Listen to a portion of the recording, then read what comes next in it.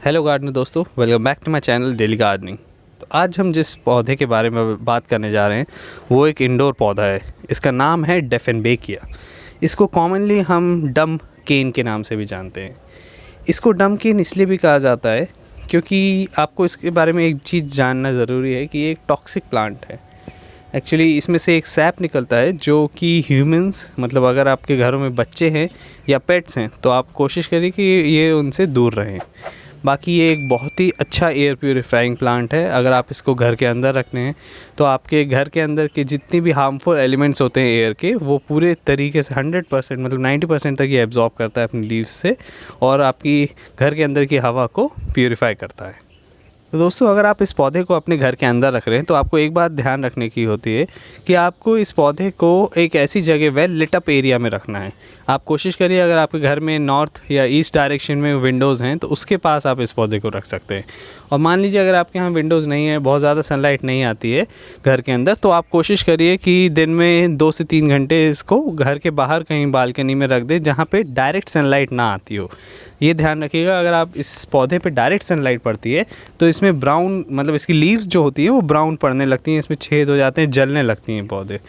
तो आप हमेशा जब इसको घर के बाहर रखें तो एक ऐसी जगह रखें जहाँ पे छनी हुई धूप, जिसको हम नेट से या किसी सेमी शेडेड एरिया कहते हैं, वहाँ से इस पर धूप पड़े।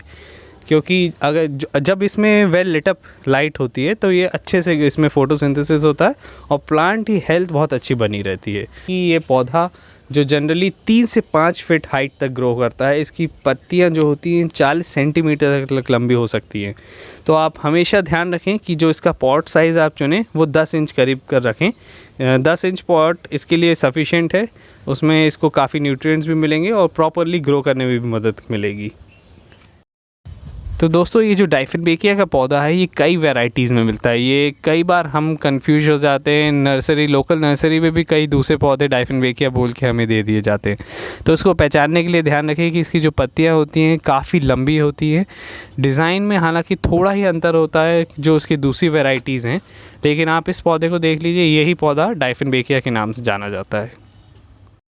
तो आइए दोस्तों, अब हम बात कर लेते हैं कि इसको किस तरह की सॉइल में आपको प्लांट करना चाहिए। तो इसकी सॉइल प्रिपरेशन के लिए आपको 40% गार्डन सॉइल, 40% सैंड और 20% कंपोस्ट रखिए। ये बहुत ही हार्डी प्लांट होता है। इसमें ज़्यादा न्यूट्रिएंट्स की बहुत ज़्यादा रिक्वायरमेंट नहीं होती, बहुत ज़्यादा खाद आपको नहीं देनी होती है, लेकिन हमेशा ध्यान रखिए कि इसकी मिट्टी ऐसी हो कि वो पोरस बनी रहे, मतलब उसमें पानी कभी ना रुके। वैसे तो ये ह्यूमिडिटी लविंग पौधा है, लेकिन इसमें वाटर लॉगिंग की, ये जो इसकी मिट्टी सॉगी मिट्टी हो जाती है, वैसी मिट्टी इसकी नहीं होनी चाहिए, वरना इसमें रूट रॉट हो जाता है।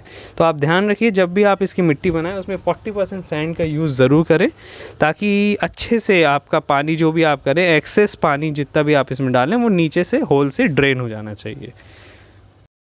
तो दोस्तों, अब हम बात कर लेते हैं इसमें वाटरिंग की। तो ध्यान रखें कि विंटर सीज़न के क्रॉस या जो रेनी सीज़न होता है उसमें वाटरिंग इसमें काफ़ी कम करनी होती है, बहुत ज़्यादा रिक्वायरमेंट नहीं होती। समर में थोड़ा आपको जल्दी जल्दी पानी देना होगा। जब भी आप पानी दें, ध्यान रखें सॉइल को आपको जज करना होगा कि कितनी सूख गई है। उसके लिए आप ये कोशिश कर सकते हैं कि करीब 1.5 इंच, मतलब 1.5 सेंटीमीटर आप अपनी फिंगर इसकी सॉइल में डाल के अंदर घुसाएं और उससे आपको पता चलेगा। अगर पूरी तरह मिट्टी सूखी हो तभी आप इसमें वाटरिंग करें।